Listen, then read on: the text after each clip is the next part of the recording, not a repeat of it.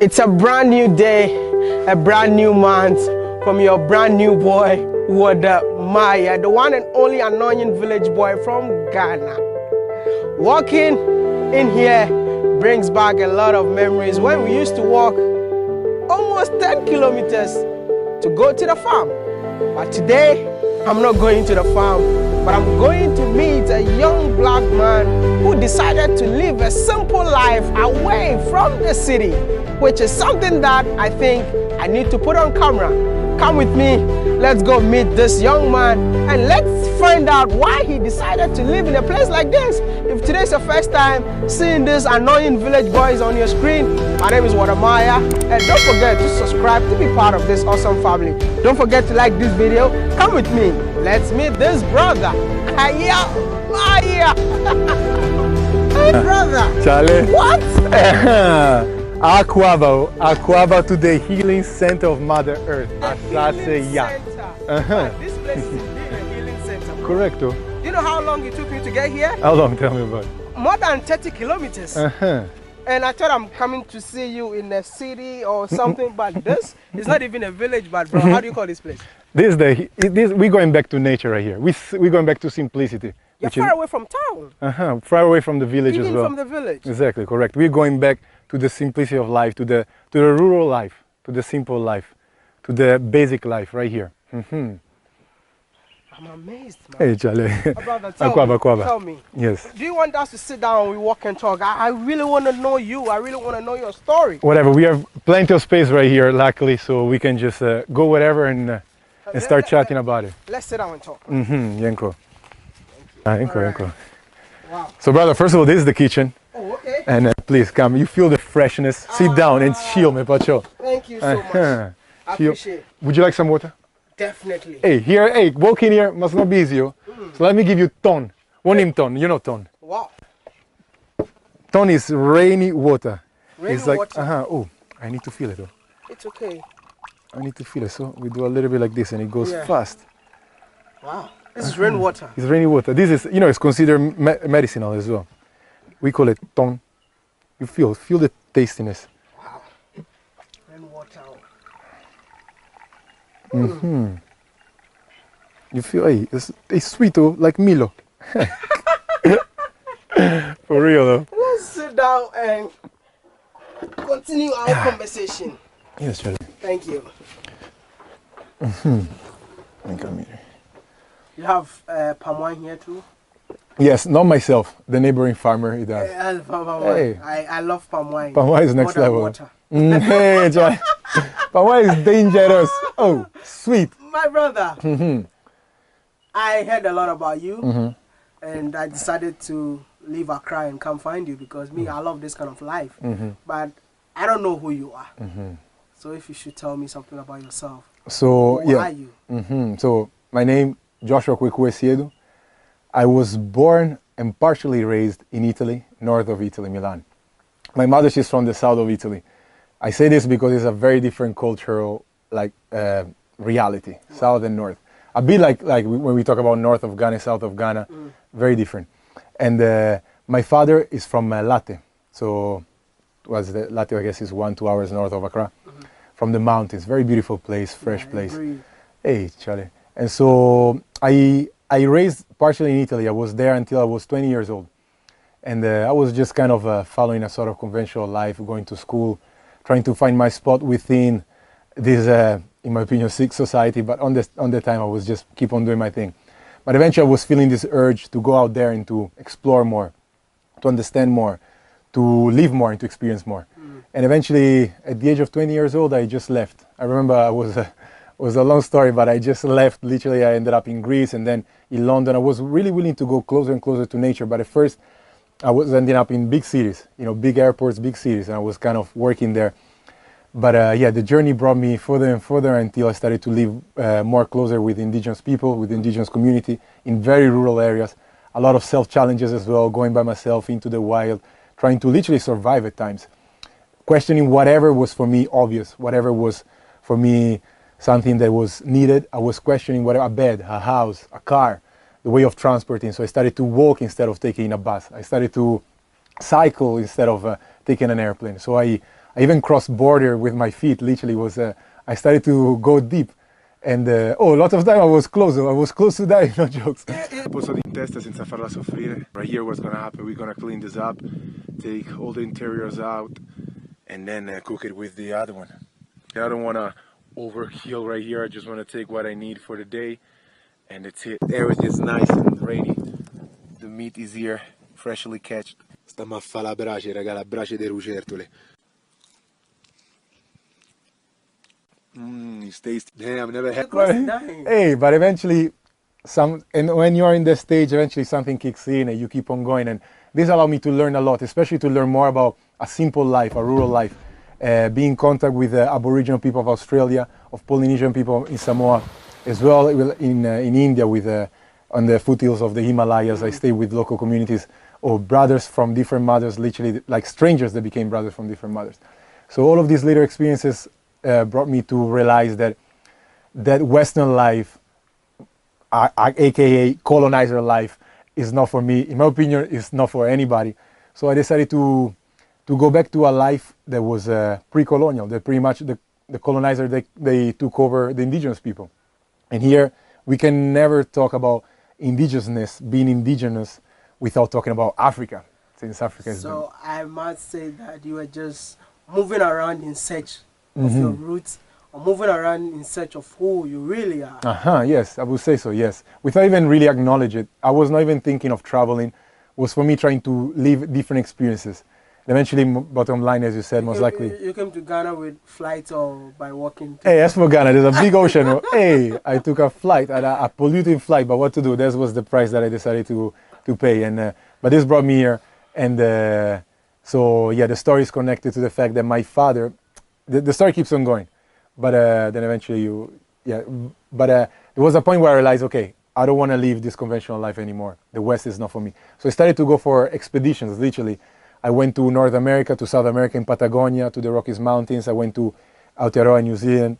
I went to the Alps. I went to different areas of the world in order to trying to find, not even to buy a piece of land, because I was even going against buying. I was trying to find those national parks and go there. Wow. And once I tried, I checked, but nothing was really suitable for my knowledge in order to thrive. Not to survive, I could survive, but not thrive. Then I was in Italy. My father told me, hey, Kweku, do you know that our ancestors left inherited pieces of land in Ghana? I said, hey, sir. So what I did, I took a flight. I took that polluting flight. And they brought me here. With my uncle, we started to go all around, because the lands are spread around the southern part of Ghana. So central region, eastern region, different areas here and there. And eventually I met this land, and I felt something from this land, and I decided to move here. You've not built a house. Mm-hmm. You're living in a tent. Correct, yes. In the middle of nowhere. And you're okay with it? Oh, okay. This is sweeter than mango. It's raining like, hey, the rain is giving us a blessing. And hey, what to say? We have a full playground right here. Hey, we are just enjoying the rain, enjoying the playground, enjoying the vibe.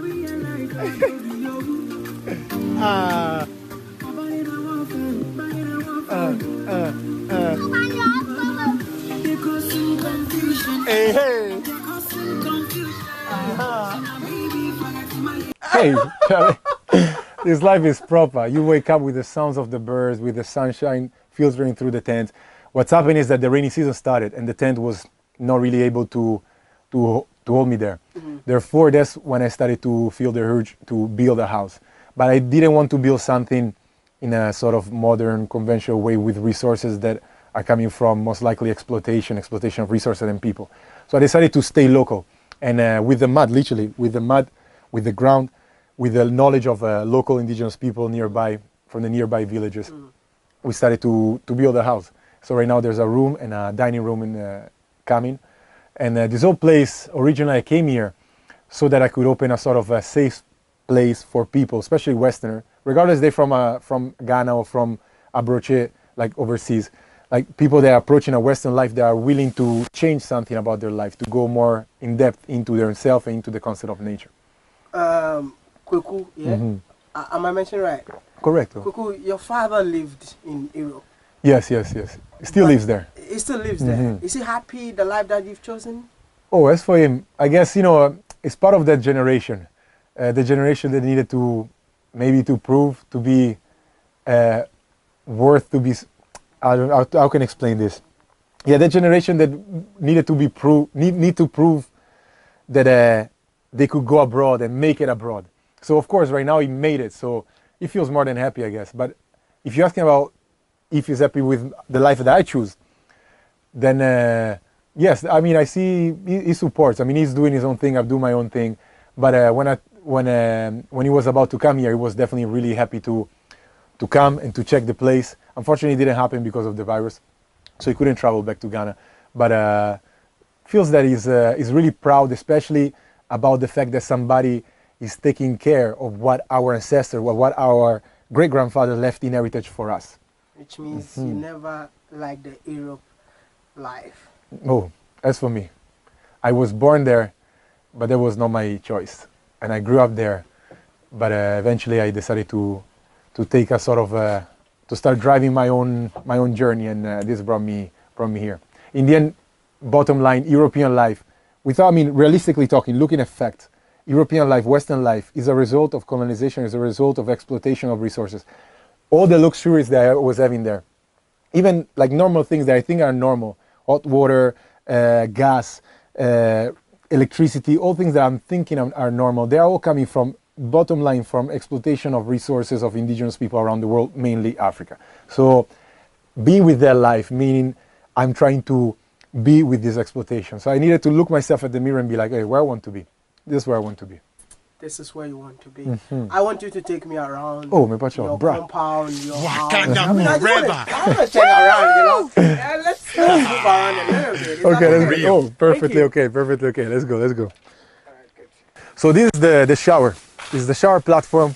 We built this, was about like 5 months ago. So right now, he has this kind of moldy old vibe that I like.